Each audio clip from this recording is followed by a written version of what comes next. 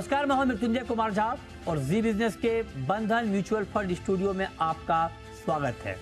और आज की चर्चा में हम सबसे पहले बात करेंगे क्रूड की, क्योंकि कच्चे तेल की कीमतों में बहुत तेज़ गिरावट आई है और कल एक झटके में क्रूड का प्राइस 6% गिर गया और ब्रेंट क्रूड 87 के नीचे आ गया, WTI क्रूड 85 के नीचे आ गया।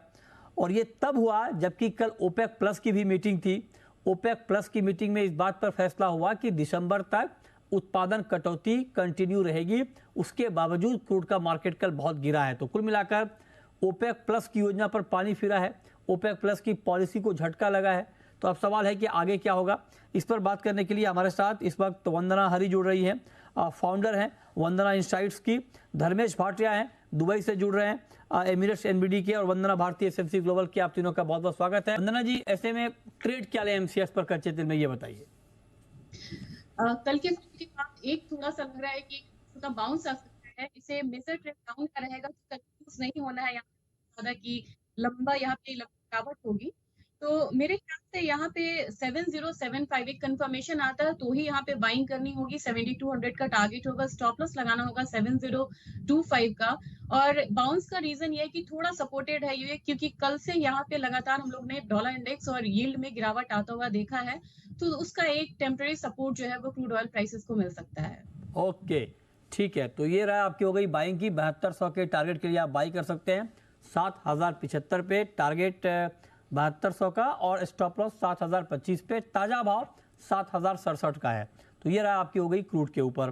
बात करते हैं गोल्ड की, और एमसीएक्स पर गोल्ड का भाव इस वक्त 56,775 के स्तर पर है। ग्लोबल मार्केट में जो दिसंबर का कॉन्ट्रैक्ट है वो $1840 के नीचे है। काफ़ी गिरावट आई है हाल के दिनों में। वंदना जी, क्या आगे है मौका बाइंग का या थोड़ा और रुका जाए?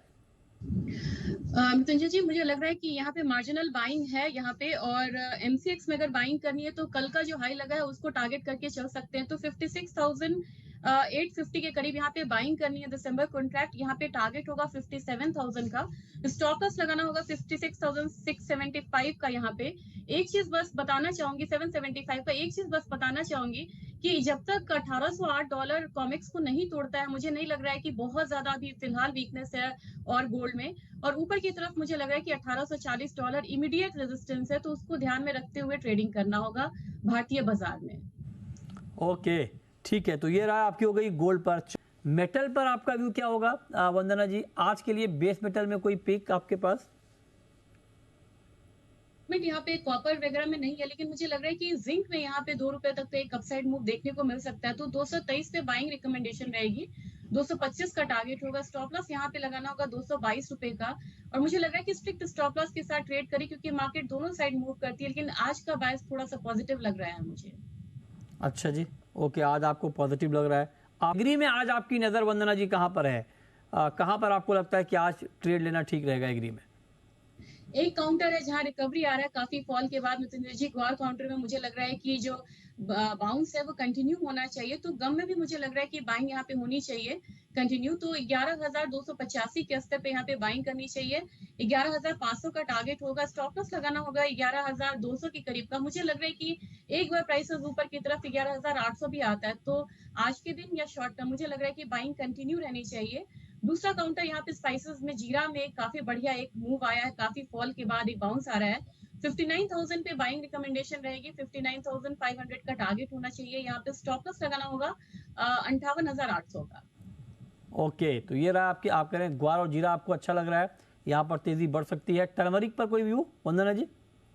जी, टर्मरिक भी यहाँ पे बिल्कुल अपसाइड जो है वो कंटिन्यू कर सकता है। यहाँ पे पूरे स्पाइसेस काउंटर में ही बाइंग वापस आई है। तो अक्टूबर कॉन्ट्रैक्ट में मुझे लग रहा है कि 14,275 के करीब यहाँ पे खरीदना चाहिए। 14,500 का टारगेट होगा।